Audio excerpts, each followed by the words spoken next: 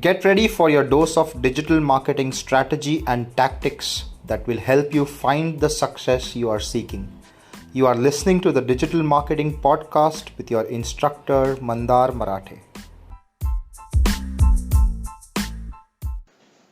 Hello and welcome to another episode of the Digital Marketing Podcast. I am your host Mandar Marathe. In this episode, we are going to talk about micro influencers. So you must have already heard about influencer marketing, and it has been one of the rising trends with social media marketing. So what is micro influencer marketing? Well, micro influencers are also influencers, but they have less number of followers or reach on social media. So someone who would have, let's say, between 1000 to 10,000 followers on Instagram, Facebook, or whichever social media network you would want to consider, that person can be termed as a micro influencer. What are some of the other differences between an influencer and a micro influencer? Well, an influencer, as I said, have higher reach. So if they have more than 1 million followers, you could call them an influencer, whereas a micro influencer would have somewhere between 1 to 10,000 followers.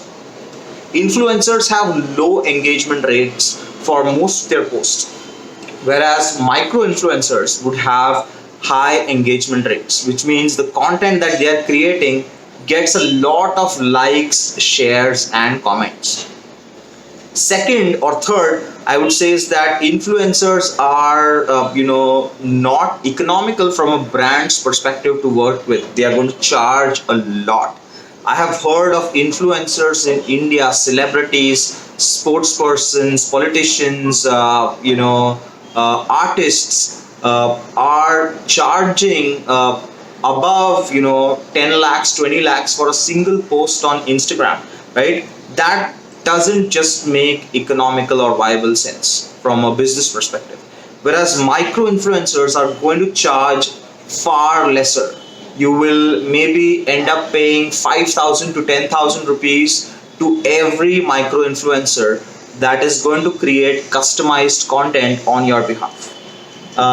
Next, I would say is that micro influencers are much more authentic and much more real, since they have less numbers of followers. They are putting out content that is real and brings out their real personality online, right? So if you are looking at engaging or being an authentic brand, then it totally makes sense to work with micro influencers. Last, as I've said, is that the engagement rates for influencers is far lesser than the engagement rates for micro influencers. And Markerly had conducted a recent study of Instagram influencers, and what they saw is that the number of likes and comments for an Instagram post keep on decreasing in percentage based on the audience or reach an influencer has. For anyone who has less than 1,000 followers would have an 8% like or engagement rate, whereas anyone who has 1,000 to 10,000 followers would have an average engagement rate of 4%. And if you have more than a million to 10 million followers, that engagement rate goes down to as low as 1%. Which means if you want your audiences to take action on the communication that you are partnering with the influencer, it is always better to work with a micro influencer. Experticity also studied micro influencers in detail, and what they saw is that they have generated 22 per times more conversions than what an influencer would generate for a business. So how do you actually go about working with micro influencers? First and foremost, you need to identify the right market or the right influencer for your business, right? And this is a very tough job. So it's best left to some companies or tools that have already built the relationship with the micro influencers. So you could use popular platforms such as URpopular, or Winkl or Pulpkey, to identify micro influencers and to know which are the micro influencers that are getting good degree of engagement, right? Second, once you identify micro influencers, you could also use blogging platforms such as Indiblogger or BlogAdda to identify people or micro influencers who are creating content, right?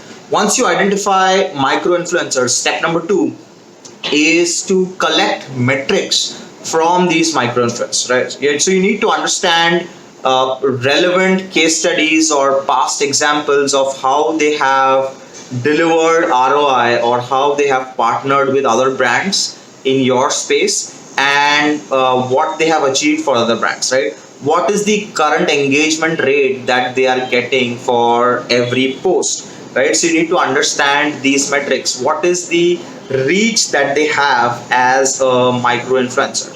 So once you are able to identify these metrics, maybe you'll have to collate these metrics in a spreadsheet and apply a very basic formula or an algorithm that will compute a score for every micro influencer. And then you identify or pick maybe the top 10 or top 20 micro influencers that you want to work with. Next, you need to establish a connect with each and every micro influencer. So now this is the most, I would say, time consuming and difficult part about micro influencer marketing, is that you need to reach out to these influencers. So don't send out a cold email. It's going to be very difficult to get a reply back from someone who's really busy. But I would say just pick up the phone and talk to the micro influencer. Make sure that you have all your doubts cleared. Make sure that you ask for past case studies and numbers. Make sure that you understand what their working model is. How much do they charge for a post, right? So you need to have that conversation and you need to establish that connect with a micro influencer before you take the relationship one step forward, right? Now that you decide, let's say, from an identified list of 30 to 40 micro influencers, you want to handpick and work with these 10 micro influencers that fit under your budget and your overall marketing strategy. You would want to provide these influencers with a brief.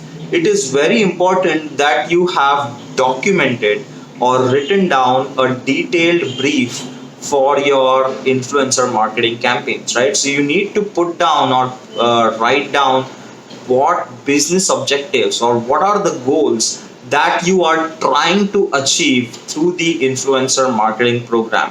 What is the campaign about? What is it that you are expecting from the micro influencer, right? So give a detailed brief, set the expectations in terms of you need a blog, you need them to put up posts on Instagram, Facebook, Twitter, whatever demands you have. Make sure that you have written them down before you actually start engagement.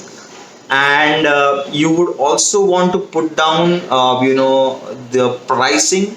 Make sure that you negotiate with the influencer and come up or arrive at a price when you are sending out a brief, right? So you don't want to end up not knowing what you're going to pay for before you actually start working with the influencers. And then it comes to actually executing your strategy, where you will closely work with the influencers to get your content out there.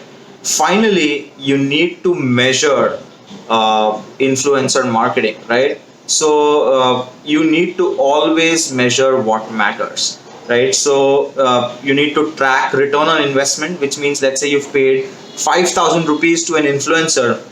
How many sales did that influencer generate? How many leads did that influencer generate, right? So you could always create an affiliate link, or you could create a very specific discount code for every influencer and hand that out to the influencers, so that at the back end on your CRM platform or on your e-commerce platform, you could actually track down to the T what is the return on investment that you generated with the influencer. And finally, last but not the least, don't look at working with influencers on a short term basis. Make sure that you build a relationship with each and every influencer that you're working with and cultivate a long term relationship between the brand and the influencers that you're.